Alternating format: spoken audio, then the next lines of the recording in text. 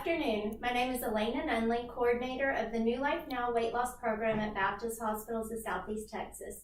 We came to join Dr. Alex Ordonez, Certified Metabolic and Bariatric Surgeon, regarding his expertise level in performing any type of gastric procedures. Some patients are ready for their weight loss journey. They begin researching about what procedure would be right for them. However, we recommend you consult a certified bariatric physician to determine what's best for you. Dr. Alex Ordonez is joining us today so that he can give a great description and an explanation regarding the vertical sleeve gastrectomy.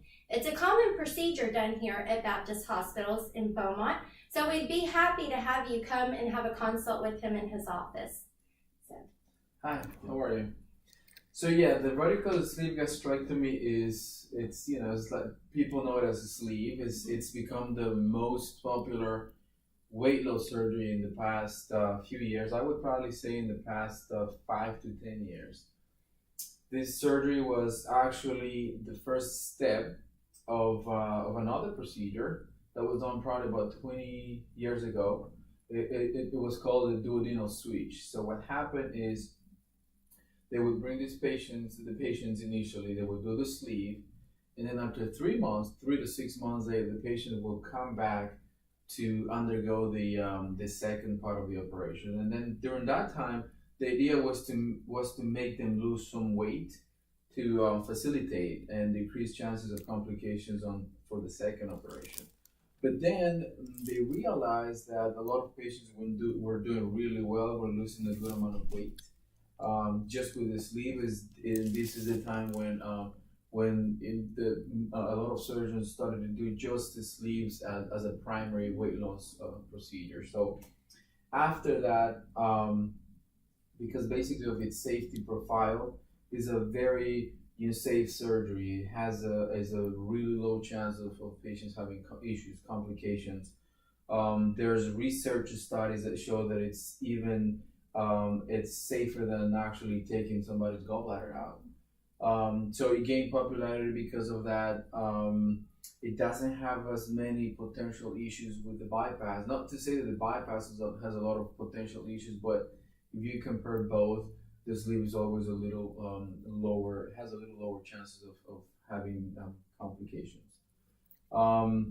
The sleeve gastrectomy, a lot of patients ask me if I'm going to put a sleeve in the stomach, and in reality is that we just shape the stomach in a way that it ends up looking like a sleeve. Like I tell them, like a banana. It's hard to say exactly how much of the stomach comes out because not everybody has the same stomach size, but we do have a way to make this a standard surgery, meaning there's a specific things that we have to do every single time to make sure that every single patient gets the same kind of operation. This is an operation that is done what we call laparoscopically. That means that we don't have to make big incisions, big cuts. We just do little tiny keyhole wounds. We use cameras, some special instruments. And basically what we do, if you see this picture right here, we're gonna just trim the stomach. It's a trimming of the stomach. What I tell my patients is that about 70-80% of their stomach is going to come out, because this actually comes out. And what it ends up happening is, you have now a smaller stomach, so the patients feel full quicker than before. They feel satisfied quicker than before. They eat less. And also at the same time, in this area, we have about 80% of the cells that make you feel hungry, the appetite cells. So when they come out, when the part of the stomach comes out, the appetite also goes down. There's always going to be appetite, but it's not going to be the same. In terms of the actual operation, I was saying that you trim the stomach, and then we have a guide. It's called a bougie. It's a rubber tube. The patients don't feel any of these things because they are under anesthesia, general anesthesia. So the anesthesiologist will pass this rubber tube called a bougie that has a standard size that goes inside of the stomach, and that's my guide. That tells me where I'm going to go with my staples. We use a special stapling device that basically will cut the stomach. And following this guide, this tube is how I know where exactly I'm going to go. And then in my case, where I trained, I was taught to do something that we call reinforcement of the staple line. So that in theory makes it in a way stronger, and it decreases lowers the chances of having these situations like bleeding, which could potentially lead to a leak. So I always, on top of me doing the sleeve, I reinforce the staple line with sutures, throughout the whole sleeve. Excellent.